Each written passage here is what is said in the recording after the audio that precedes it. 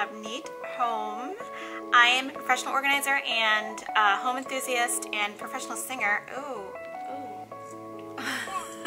So I am very happy to be filming my 6K Q&A today. I was really thrilled to log into my Creator Studio app on my phone, I think Thursday morning or Monday morning, I don't know, I forget, and I saw that I had passed 6,000 subscribers, which is really unbelievable. I am so grateful that this sort of experiment and creative outlet has been so beneficial and is entertaining to some people.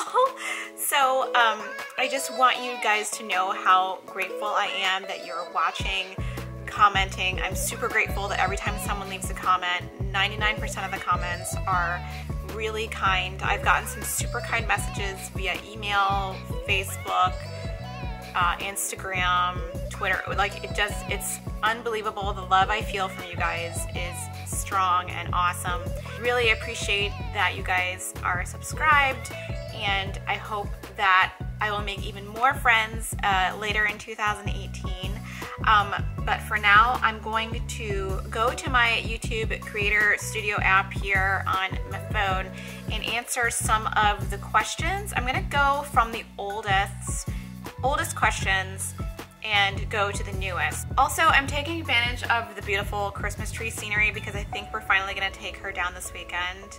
I'm very sad because I don't want the Christmas magic to die, but you know, you gotta take it down eventually, so I'm just gonna sit in front of it and enjoy it until it's time to take it down. Okay, Angie Moore asks, where are you from originally? Do you plan on buying a house in Massachusetts? Are you going to introduce your husband in your vlog? Thanks for sharing. Thank you, Angie. So there are multiple questions in that question. So first, I'm not from Massachusetts originally. My family is based in the Maryland, DC area, so most of them live there, and that is where I lived for the majority of my I guess high school, middle school life, and after that I was like traveling military brat. So I am here in Massachusetts. When I moved here for college, I never left, and we do own this home in Massachusetts. We own this condo. This is the first house I've ever owned. This is my husband's, I think, like third house, which is awesome. He's like amazing. And am I planning on introducing in the vlog? He has been in a couple of vlogs in December, but my husband is not actually super comfortable in front of the camera. He has allowed me to film him a couple of times, but he won't like say anything on camera. He's kind of shy, and that's totally fine. I'm much more comfortable talking to a camera than he is, so he would prefer not to be on camera, but he has allowed me to film him on a couple of occasions, and that was very rare. But yeah, he probably won't be appearing in a lot of videos, but maybe a few. We'll see how he feels about it in the future. But for now, I am a YouTuber, he is not, so he just prefers to like be behind the scenes, which is totally fine. Crystal McMurray asks, I have a small 4-shelf bookshelf for a pantry. Oh, cool. How can I organize it to where it is pleasing to the eye, yet have enough food for 2 for an entire month at a time? Wow.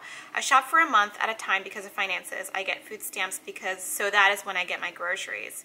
4-shelf bookshelf. I wonder how big it is.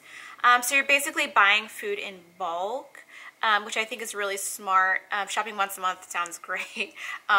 So I would basically at that point, you could probably get some super cute bins at like Dollar Tree or Dollar Store. They sell like really cute stuff actually. You could make them cute with labels. That's really the key, is like making the outside look really cute, and like put the backup food there, and then have your regular like stuff you're reaching for out and exposed, but it just has to be really neat. That's like the reality of the situation, is it just needs to look really neat if it's exposed. Otherwise, you can totally cover it with some fabric and like just call it a day, and just, you know, sometimes if it's not worth it to you to have it exposed all the time and have it look completely neat all the time, get some fabric, get some Velcro, boom, boom, don't look at it. Akisha Lerny asks, she said, what or whom inspired you to start a YouTube channel? Well, I guess weird story. When I started my YouTube channel, I was starting a business. I was starting my original organizing business. And it was like, I think it was 2013 originally. And that was when you still had to like apply for a partnership with YouTube, and you had to like wait until you got approved. So I got approved, and I published one video, and it was really bad. Maybe I'll drop a little bit of that video here. Other hooks that are really good for renters are over the door hooks or over the cabinet hooks. These are really great, especially since I don't like putting holes in the wall. I just don't like doing it. Can you see my cat in the background, by the way? He's like totally taking over my video. He's like so cute. So cute. Anyway, so let's talk about some over the door hooks. I can show you some of mine. But it's still up on my channel. It's just on private because I shot it with my iPhone 5, and it's got some sort of weird fish eye effect that just is freaky. But that was on my channel for a while. I don't think anyone really watched it. And then I think in 2014 or 15, I published one video called Storage Solutions for Small Spaces, and it was mainly just a marketing tool. I didn't do it to like really start a channel. It was something that I could send to clients and say like, look, this is my fun, video on like how I'm going to organize things, hire me. So I just needed some creative outlet, and this was a good thing for me to do. I had been watching YouTube for a long time, and I had always thought to myself, I could do that. Like, I could totally do that, but I never did it. And finally I did do it, and it's been a really fun time. So if you're thinking about doing it, just do it. You've got a better camera. I'm gonna quote Roberto Blake here, and I don't care. You've got a better camera in your pocket right now than Spike Lee had when he shot Do the Right Thing. So just get this out of your pocket, put it on record, upload it to YouTube, and see what happens. Just do it. Okay, Erica J. asks, do you watch Grey's Anatomy? Your voice reminds me so much of the character Maggie. You know what? I have never seen Grey's Anatomy. I know it's been on TV forever. Is it still on? I don't even know. I know I should watch it. Everyone's saying it's really good. I don't really watch hospital dramas, but I think I would like Grey's Anatomy. I feel like it's a rabbit hole though. I feel like once I get into it, I'll just binge watch, and how many seasons are there right now? Like I feel like I would never leave my house again. Kind of like that Stranger Things effect where you just like can't leave until like you've watched it all. But I definitely will check it out now after this. Organized 4 asked, do you find the West Elm Capiz shelf chandelier you have in your bedroom attracts dust, or is it manageable? It actually doesn't attract that much dust. I actually did touch it the other day, and it's not really that dusty. Like the only thing that is dusty is like the top of it. There's the little like chrome thing at the top. That was pretty dusty, but the actual Capiz shells don't get that dusty, I think because they are coming this way and the dust just goes. It took us 3 days to unwrap that whole chandelier because all of the individual rows of 3 Capiz shells were individually wrapped in plastic. Oh, so if you want to get the smaller version, she asked about the smaller version. I would definitely go for it. It doesn't get that dusty. It's totally fine.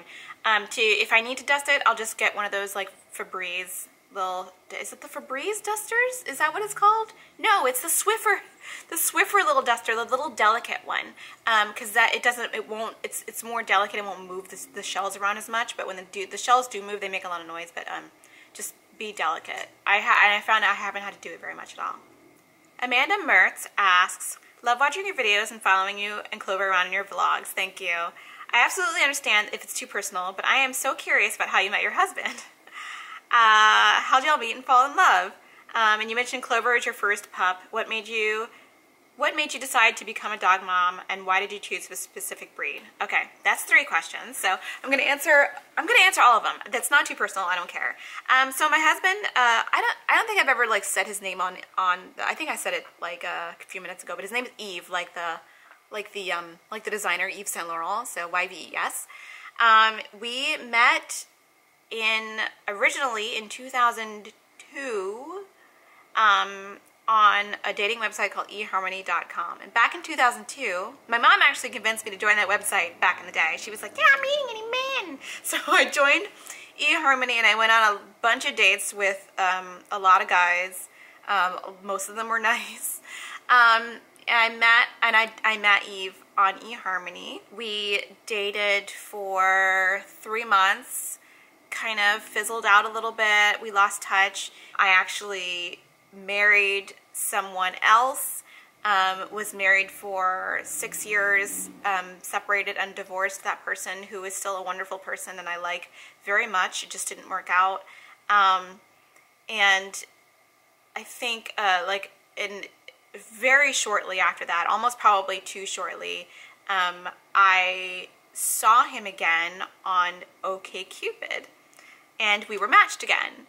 And I was like, that's really weird. I'm like, I dated that guy, so I'm just gonna send him a message, because I was like, I already know him. I've dated him like before. And it was weird that we were matched by 2 different algorithms on 2 different websites, so there must be something there. So we talked on the phone the day after. We, communicated on OkCupid, went on a date, and got married. So that is the story. We were matched by a computer twice. 9 years apart, and that's our really quirky love story. Clover is my first dog. I have wanted a dog all my life. When my parents moved me to Germany when I was 6, they felt bad because I'm an only child and they really couldn't have any more children, so they thought that it would be good to get me a pet. They did ask me if I wanted a cat or a dog, and I said dog. And then they said, well, maybe would you settle for a cat? Because they were convinced that they were going to be the ones walking the dog, feeding the dog, whatever, taking care of the dog. So I was like, sure, we'll get a cat. That's totally fine. And we got a cat. We got a really great Siamese cat named Pepper. He's amazing. Well, he was amazing. He's no longer with us. He did cross the Rainbow Bridge. He lived till he was 18. He was amazing. And after that, I got, a cat when I moved out. When I went to graduate school, I finally got a cat of my own that my parents didn't help take care of, and it was amazing. He passed away in 2015, and I was devastated. And having started a business for myself and having really flexible work hours and work day, I decided that it was finally the right time to get a dog, because I had the right amount of time to dedicate to a dog and the lifestyle that would be conducive to having a dog. And we owned our place, so I was like, this is the perfect time to sort of get a dog. So for my 40th birthday, I got myself Clover. And I picked Cavalier King Charles Spaniel as a breed. I know there's a lot of controversy over, getting a purebred dog as opposed to getting a dog from a rescue. Both things I think can be done responsibly and irresponsibly. So just do whatever feels right to you in your heart. I have rescued all of my pets until I got Clover.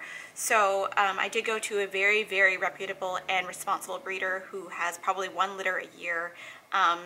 And she shows the dogs recreationally. So Clover was part of a litter of 2. They have very small litters. His brother was supposed to be a show dog, and he was supposed to be a pet, so she was going to place him with someone.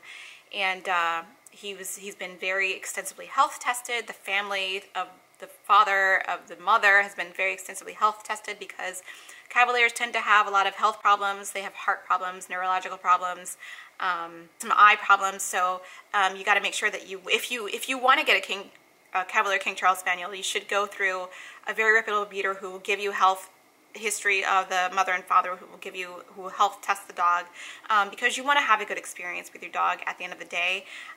And you're probably going to pay a little bit more than you would for somebody that's not going to provide that for you, but I can tell you at the end of the day that's worth it for peace of mind, and probably for your wallet at the end of the day, not spending so much money on vet bills. Anyway, I chose Cavalier King Charles Spaniel because I wanted a dog for my first dog who was going to be who I thought was going to be easy to train and get along with most people and other animals.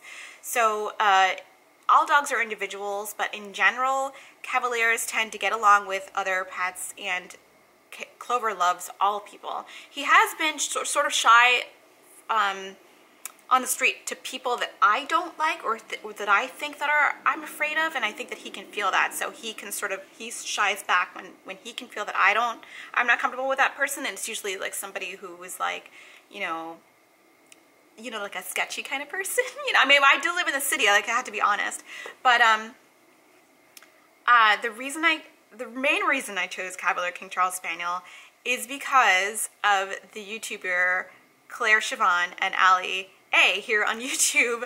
I am 12 years old at heart, and I love games, so I watch gaming channels, and Claire and Allie are a couple. They're a young couple. I think they're like 23 or 24 and like 29 maybe. They're really young. They live in the UK, and they have a really, really cute Cavalier King Charles Spaniel named Evie, like the Pokemon. And I was watching Claire's videos for a while because I was mostly watching their Pokemon Go content like a long time ago, and eventually I just started watching more and more and hoping they would put Evie in the vlog rather than, like, I didn't care about the Pokemon Go content after a while. I was like, oh, I want to see more of Evie. That dog is so cute. I want to see Evie. And so I was like, you know what? Let me just do some research. I was like, I want my very own Evie. So that's how I came to Cavalier King Charles Spaniel. I think they are one of the most unique and best breeds, but I'm very biased. I think that they're so cute, and there is a little high maintenance with the coat. So some people clip their dogs, but like, I think he looks really cute with like all the feathering, but that is something you should consider if you're looking for a Cavalier. But, and the health issues aside, I think they're really nice dogs. I love being a dog mom. It's the best decision I've made for myself in decades, aside from getting married. I don't have human children, and I don't think I'm going to have human children, so this is pretty much the closest I'm going to get, and I love every second of it. I just love it. I think he's the best thing since sliced bread. Fashionably Cat asks, can you talk about your academic journey from undergraduate studies until now? I find your transformation so fascinating. That is a really interesting question. Oh my god, my battery is about to run out. How sad is that? So my academic journey. So I was never a super stellar student. I went to college at Boston Conservatory, and I majored in classical vocal performance, got my bachelor's, and then went right to graduate school. But I got my master's in classical vocal performance also from Launching School of Music, and I went right out of graduate school and started working at Boston Ballet as a music librarian. I was an international student advisor for a while. I had this thing I went through for a while where I wanted to see if veterinary medicine was something I could do because I loved animals, and I especially loved equine science. I was really into horses and horseback riding and stuff like that. I had ridden all through elementary school, not all through elementary school, what am I talking about? All through middle school and all through high school, and I was really into it. And so I left my job and went back to school at Harvard Extension to join the medical careers program, and I took a bunch of sciences. I took all those prerequisites, and like maybe a semester before I was supposed to finish the program, I fell off my horse and injured myself and had to drop out of a bunch of classes. I was actually able to finish organic chemistry because they were nice enough to like let me like sort of fake my labs, not fake them, but like I was able to sort of simulate actually being in the lab, and like I was able to do my homework and take tests. But bio I had to drop out. I don't know why they were like not allowing me to like defer the midterm, which fine, whatever. But I decided, and I worked in animal hospitals for a little bit, and I just felt like it wasn't really going to be the best choice for me because it was going to be like hundreds of thousands of dollars, and it was going to be like probably like 4 more years and 5 more years of work before I could even like get out there and do it. And then it just, I didn't feel the pull strong enough to like really go for it. I feel grateful for all that education. I feel like it routed me out as a person. But I was grateful to have the realization that it probably wasn't for me. So I decided to sort of go back to pursuing some music stuff before I, you know, ruled it out completely, because I had never even pursued music as a career. Before that, I had never auditioned and tried to get work. I had never, you know, sung for any conductor. I had never done any of that stuff. I had no confidence. So I went back out into Boston and tried to get some work, and was you know, mostly successful. So that is, I guess that is my like academic history, I guess. I do occasionally want to go back and study some more science just because like I love it, but like again, it costs a lot of money and time, so we'll see how much I want to do. And Tina Jackson was asked the next question, but I did answer it because I think it was like the clover question, so I answered it in oh my god, my camera's overheating, I gotta turn it off. All right, I've opened the window, so I've got a little more light, and we still got the beautiful Christmas tree in the background. My camera was overheating. Let me just move this a little bit more. There we go. Yay. Okay, so Angela Gordon asks, my question is, what are your top 3 favorite movies? I've never thought about that, actually. So this is going to show like what kind of person I am and like how old I am mentally. So I think my top 3 favorite movies have to be, one, Spirited Away. I love Spirited Away. It's probably my favorite Miyazaki film, even though like there are tons of Miyazaki films that are really great, but nothing quite moves me like Spirited Away. Like every time I watch it, I think it's really special. I know that it's like the biggest commercial success of Miyazaki, but there's a reason why.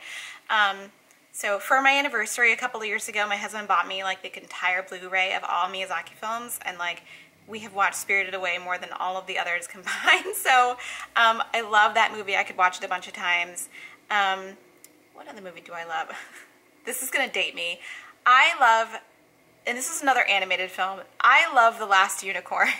I think I watched The Last Unicorn. I think my father rented it for me when I was like, I don't know, like 5, 6, and it's like a serious movie for a 6-year-old, right? There's like cussing in it, and well, I don't think there's like that much cussing. I think they say like damn, but in hell or whatever. But it's like a great animated film, and it's got a great soundtrack by the band America. I mean, come on. I think it was published, I think it was made like in 1977, so it's an old movie, but I love The Last Unicorn. I also love Watership Down, which is like one of my other favorite animated movies, but like we can't have more than 2 like animated movies for my favorites, so let's put Watership Down as like a half C. I love, this is also gonna date me, Before Sunrise. I know, Before Sunrise, this is like total 90s like slacker film. Julie Delpy and Ethan Hawke, when they were both really young, a Richard Linklater film, which Richard Linklater, if you don't know who he is, he's the guy who wrote Dazed and Confused, I think is one of his favorite films, which I actually haven't seen, and Boyhood, which was really famous. And you know what, let me tell a story about Boyhood in just a second. Anyway, so it's Spirited Away, The Last Unicorn, and Before Sunrise. These are movies I have seen more than 10 times each, so I think they qualify as my favorite films. But let me tell you something about Boyhood. We got tickets to Boyhood, like, we stood in line to get tickets to a screening of Boyhood before it was released. And, well, we didn't sit in line, we like sat in line at a theater. And it was really exciting because Patricia Arquette and like the boy who played the boy was gonna be there. I don't even remember his character's name anyway. But I didn't really know anything about it. My husband like dragged me to it. Was this before we got married? Was this before we got married? I don't remember. But we went to Boyhood and I had no idea it was gonna be like 3.5 hours. So 3 hours into it, I was like, how long is this? And he's like, I don't know. And we were the only people, as soon as like the movie was over, we were out of there. They dragged Patricia Arquette out to the theater, and she was like doing a meet and greet and like a Q&A, and we were like, you know what? Hey Patricia, but like bun this. We're like hungry. We've been here for 1,000,000 years and we need to leave. And we were just like ranting the whole time about how much we hated the film. And I know that's like totally unpopular opinion because like I think it won a lot of awards. It might have even won an Oscar or something like that. But in our opinion, it was just too long. Like the first, I think, hour and a half of the film I thought was really magical. I loved that they filmed it over 15 years or something, 11 years, 12 years, I don't know. They filmed it over a period of like so many years, and I thought that was really magical, but like, dude, it was so long and it dragged on, and I felt like certain parts could have been taken out. Anyway, this is not a film review, but I just thought it was funny because I was mentioning Richard Linklater and Boyhood. Anyway, I loved Before Sunrise. It's one of my favorite movies. The whole series is like really great. Before Sunrise, Before Sunset, and Before Midnight. Before Midnight didn't like as much because I thought it was a lot of like arguing and bickering and it's kind of negative, but liked it anyway. So let's move on. Ace Kata asks, hi, I love your videos. Not sure if you're up for this, but can you do a tutorial on how you do your hair? It looks nice. Just wondering how you achieve those defined curls. You know what? I probably could do this video, but I don't think that I would upload it to this channel. It just would be like really weird, I think, for me to upload it onto this channel, but I might upload it onto my other channel, which is almost dead, but I might resurrect it. I don't know. I don't know how I feel about having 2 YouTube channels. I feel like one is already like a lot of responsibility. But I might upload it onto my other channel, but like, I thank you for saying it looks nice.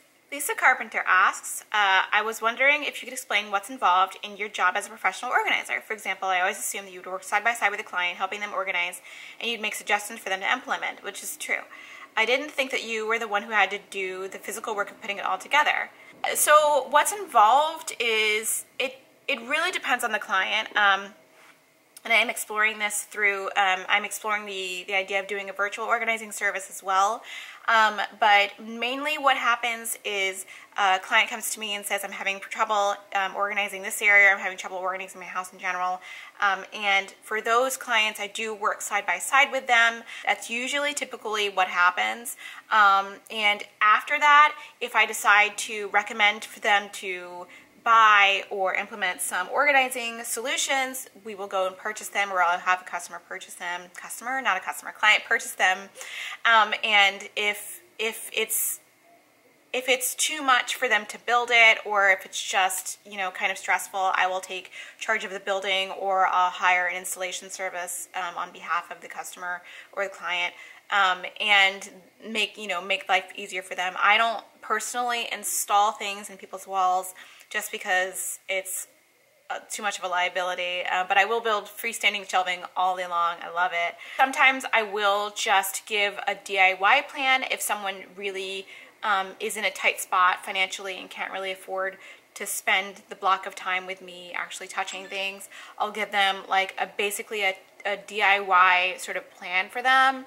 It includes like diagrams, drawings, photos, product lists, whatever, and you know, they can sort of do it themselves. And if they need like a call with me, they can totally call me for a half hour or so, and I'll talk them through a little bit of their, you know, difficulty or challenges. But occasionally someone is like totally hands off and, you know, is like, I don't really want to do the organizing, can you like take care of it? So I do require that someone be with me to make decisions about what goes and what stays, and you know, after that I can totally take care of it. I can arrange for you, and I do go and revisit from time to time. People need maintenance. A lot of people, if they are having trouble organizing, it tends to be sort of an ongoing issue. So I may go back, you know, several months later. I will check in with people to see how their system is maintaining, seeing how they're doing, seeing how they're feeling about it.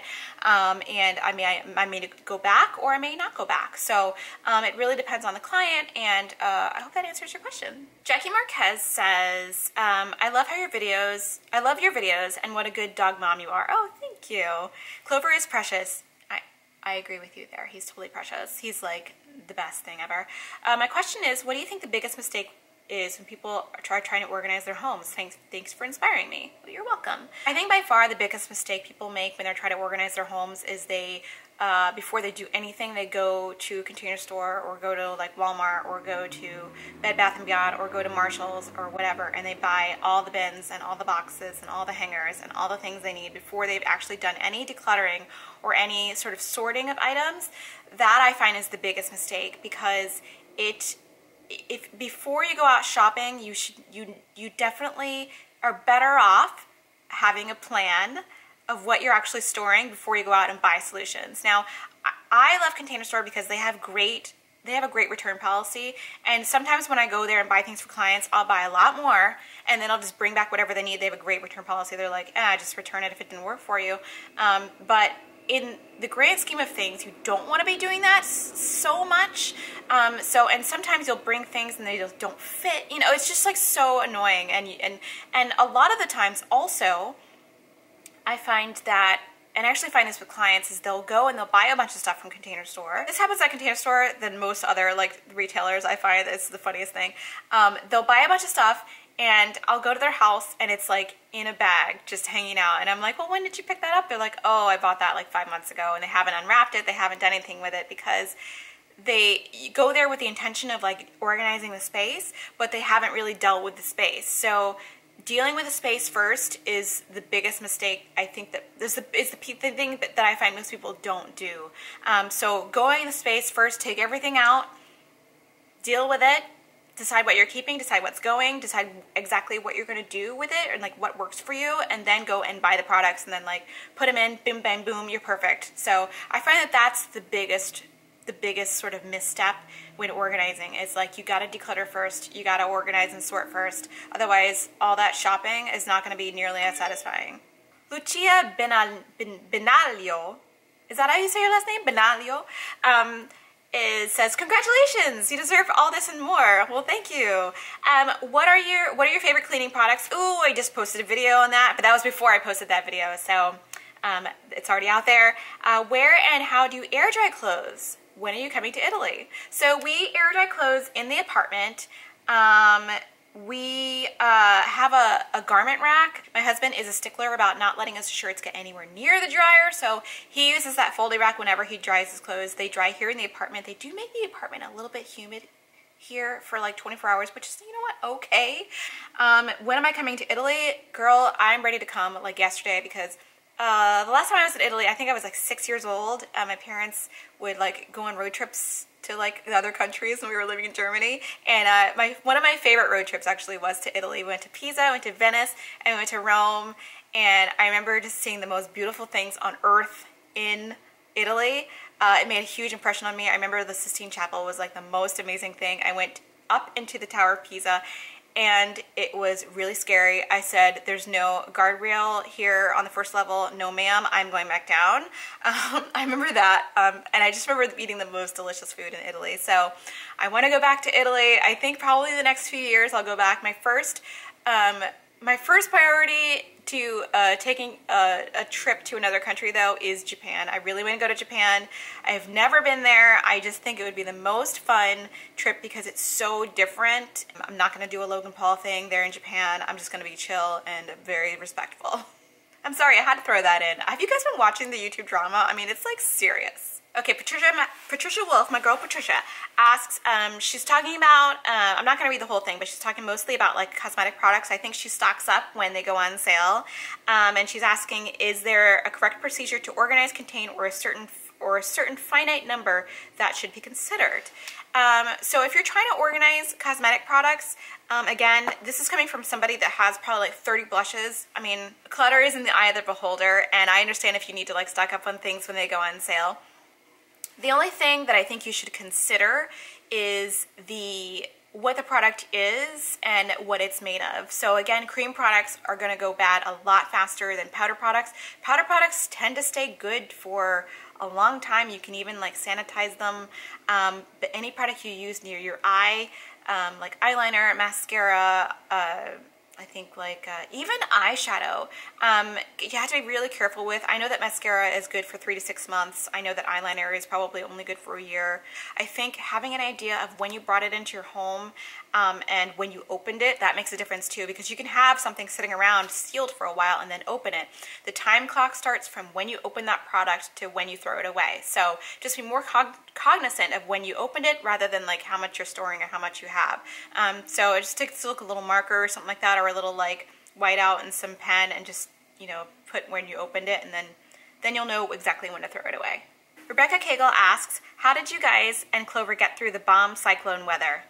Oh, the weather. The weather's been something like a subject matter in my vlogs lately, hasn't it? Only because like I don't like winter. I don't know how many more winters I can handle, but the sad thing about it is we're actually used to it by now. So like when it snows, it's like, okay, we're having another snow. As a matter of fact, we got like a winter storm warning I think for tonight and tomorrow, which I'm not thrilled about, because frankly, all the snow melted. It was like 60 degrees last Friday and it rained on everything and the snow is gone. So I was like, yes, this is awesome. I've been snow free for a while and now it's gonna snow again. So I don't know if we're gonna get that much, but we just deal with it. I know that when there's a big nor'easter here in Boston and New England, it becomes like national news story. I don't know why, because it happens every year. We just get through it. The only thing I don't understand is that the grocery stores get ransacked before it snows, and I kind of understand it. I talked about this with my friend Derek last week about, like, you know, I get that sort of feeling like I want to cook all the things I didn't want to cook. I wouldn't cook regularly on a snow day, so I go and get ingredients for like snow food, I guess, but everybody has the same idea, so like you can't find like meat and milk and bread the day before it snows, but we just deal with it. We just Clover plays ball in the hallway and we get through it. She also asked, what store is your favorite for buying children's clothing? I am 5 feet tall, so you beat me by an inch. Yes. So actually my favorite stores for buying children's clothing, and I mostly just buy bottoms, because like tops I can pretty much get away with, like regular women's like extra small sizes, but like pants are special. So Target, Gap Kids, and I want to say J. Crew, but J. Crew is a little bit more expensive. But I've actually got some good deals at Marshall's also. Like, and you know what? Old Navy has cute kids jeans also. But you gotta be careful that they fit okay in the hip area. Sometimes they don't fit well in the hip area. So, but I've had really good luck with Old Navy actually. And I don't go there for anything else. Like I just go there for jeans because they're cheap and some of them are like really stylish. So Gap, Old Navy, Target, Marshalls. Yeah. Karen Fisher asks, please tell us your journey to professional organization. How did you get certified? Would love to do this as a profession. Well, Karen, if you want to become a professional organizer, you can do so tomorrow easily without any certification. So there is the National Association for Professional Organizers, or NAPO, does provide a certificate of, I guess, certification. I belong to NAPO. It's sort of a, it's like a union-ish sort of thing for the country, and a lot of professional organizers belong to that organization. But they do offer a certification of sorts, and you can put CPO at the end of your name, Certified Professional Organizer. But this does involve taking some sort of tests, and it does involve, I believe, like $600. I have thought about doing this certification, but I haven't really looked into it a lot lately, just because it's cost prohibitive to me. Like I look at the price and I'm like, anyway, the way that I sort of decided to become a professional organizer is because I've always been a homebody and someone who really loves being in their home. And because I love being here, I want to make it the best it can be. I was sort of a messy child and a messy teenager really as well. I had a lot of stuff just because it was the way that our family was. But when I got my own apartment, I had sort of a tendency to want to organize stuff, but I wasn't really that great at it either. My first one-bedroom apartment was like, it would periodically get messy, and I would spend like a full day like organizing it, and I would be like working out solutions and like try to get it organized. But it wasn't really until I was about 30 where it just like kind of clicked and I became obsessed with organizing. So I got a retail job at Container Store, which I wasn't really planning on because I didn't want to work retail anymore, because I'd worked retail for so long that I just had bad juju. I just had bad feelings about working retail, but I did it anyway because I was looking for a job, and I was sort of, it was like they were offering it to me, so I was like, okay, fine. And I was just, it wasn't even like working with customers, it was like working the merchandising shift, which is like 5 to 9 in the morning. But I was doing that for a while, and they're like, hey, do you want to work sales? And I'm like, oh, sure. And I started to work sales, and I learned like a lot about all the products, and I worked for a Container Store from 2008 to 2015, and I loved it. I became obsessed with organizing, and I organized my entire house with products. I was like going crazy, and I loved helping customers with their organization challenges. When a customer came in with an issue, or like they had a closet which was bothering them, and I got to like either solve that problem or like design the greatest closet that they've ever seen in their entire lives, I felt so good, and I just had so much fun. And I was like, I was like, I wonder if I can do this outside of the store. So I experimented on a few friends, and then I was like, hey, I want to organize for you in exchange for just for some feedback. You don't need to pay me or anything like that. So I did that for a little bit. I did it for like actually a couple months, just to see if it was going to be the right fit for me as a job, because there's a lot of like, I mean, there's a lot of like people stuff involved. There's a lot of like sort of psychology involved in dealing people and their stuff is a relationship. So you have to be sort of able to tread that relationship really carefully and do it with a sense of humor and a very objective eye. So the whole process of becoming an organizer is sort of a process within you. But after I did that for a couple of months, I decided to go ahead and launch my business and just give it a try on some strangers. So I think I did a Living Social deal in 2013.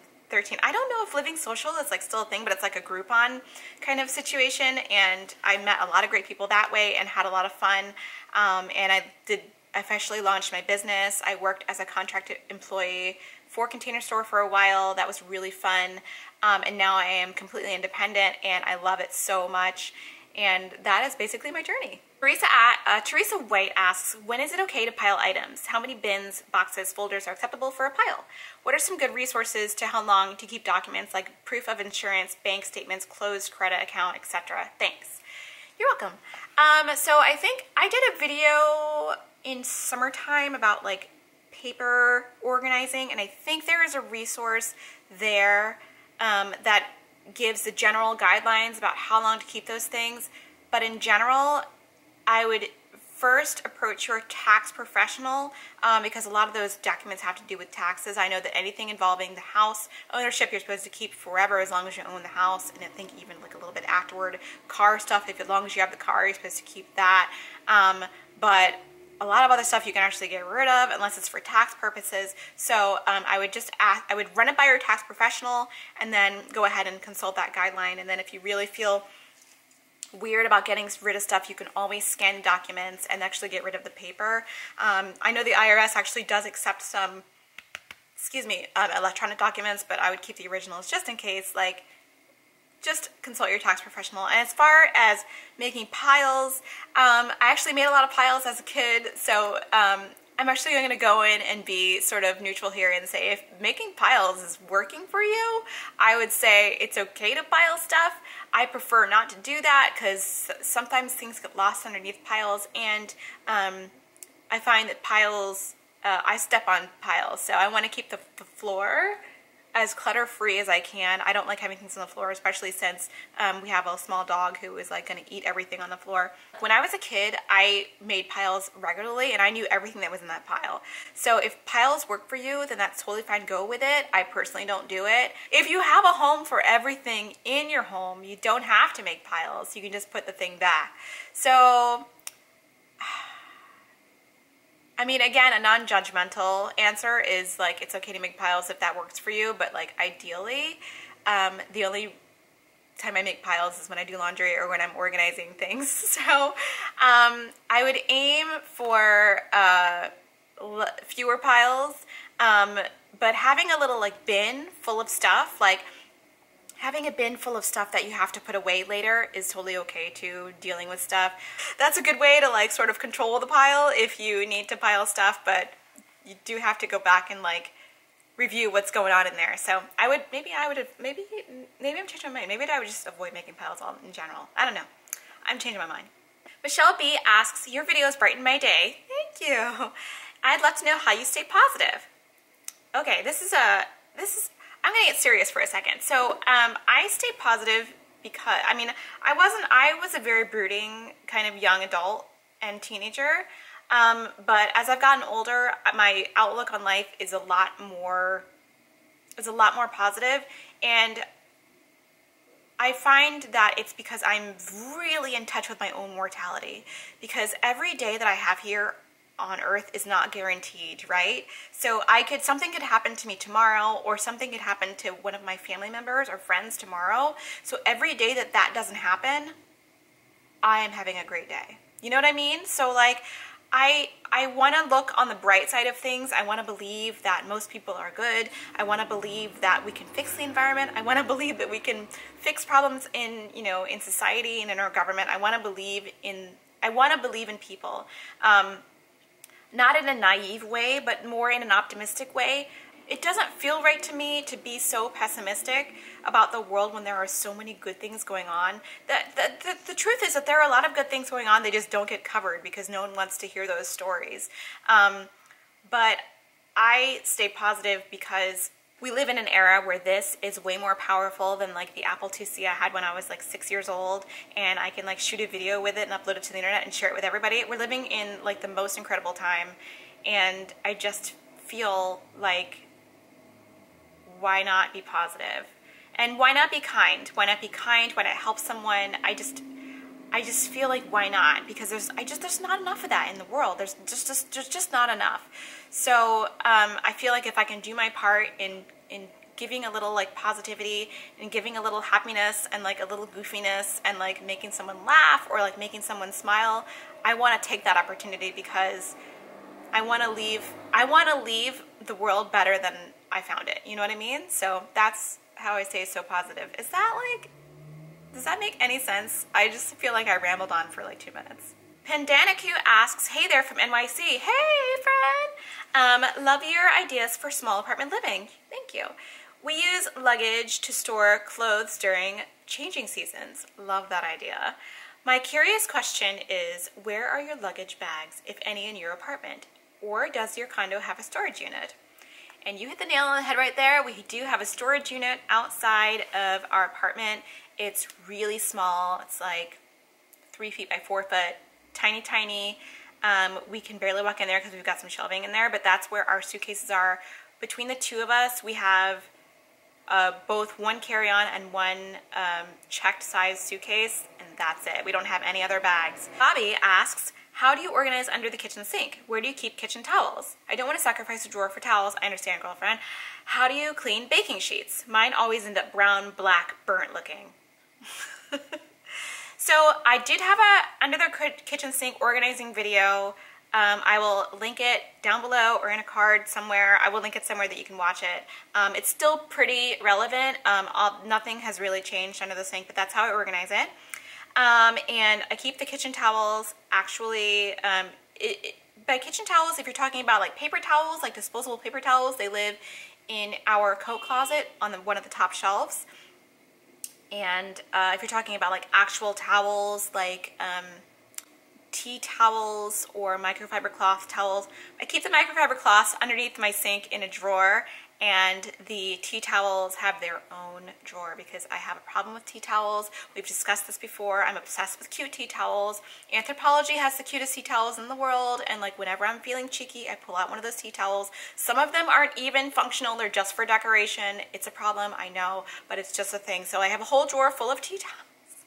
And finally, baking sheets. I'm a huge fan of using Bon Ami and any of those other powder cleansers. I think they work really well. Soak it for a little while first, so you have to do a little less elbow grease. Put some soap in there even to like when it's soaking, because that acts as, it'll break the bonds between some of the stuff and the baking sheet. But I'm also a huge fan of the very liberal use of parchment paper whenever I am baking something or like roasting something, because parchment paper will make all your dreams come true. You can just recycle it when you're done with it. When it's dirty, you can actually reuse it several times. So buy yourself a roll of parchment paper and make your life so much easier. Sue de Chanit asks, I want to buy a label maker. I don't mind how much it costs, but it needs to be user-friendly and versatile. Please help. I'd also love to know creative genius uses for labels. Thank you. Label maker. I have a label maker that it's like the private label maker. That's hilarious that I said private label maker. Anyway, a brother I think is private labeling their label maker for Container Store, and that's the one I have. I've had it for like, I don't know, like 6 or 7 years. I love it. But it's basically a P-Touch label maker. Brother makes great label makers. They're easy to use. They're really user-friendly. I will link some down below for you. And as far as ideas for labeling, I think that's a video. I think you've just given me some content, so keep your eyes peeled for that. Oh my goodness, I think I've answered all the questions. So, whew, I feel like I talked forever. This is gonna be really fun to edit. Anyway, say goodbye to the Christmas tree because she's leaving. She's leaving, Sid. Oh, what happened? What happened? I think, oh, one of these balls came off earlier. I think you might have come from there. There you go. There you go. Now you're looking more filled. Anyway, so I will see you in the next video. Thank you so much for subscribing, for all of your lovely comments. Really appreciative about you guys' support for the past 8 months. I've had so much fun, so much fun. I would love to start incorporating more of my music stuff on the channel. I don't know if that's going to go over well with a lot of people, so I am going to put it out there. What do you think? Do you guys want to hear about like my voice lessons, my concert stuff? Like, do you guys want to go behind the scenes, backstage, see what's back there, see what, you know, see what musicians do? I just want to know. So leave me a comment down below, and I will see you guys in the next video. Thank you very much. I love you all. Bye. Stay neat. Oh, you guys didn't get any Clo for the video. Look, he's passed out. He's really passed out. He's had a kind of a busy day, right? Have you looked, Clo? He came with me on a consultation today, and he was a really good boy, but he's very tired. Wake up for the people. No? Okay. Good night.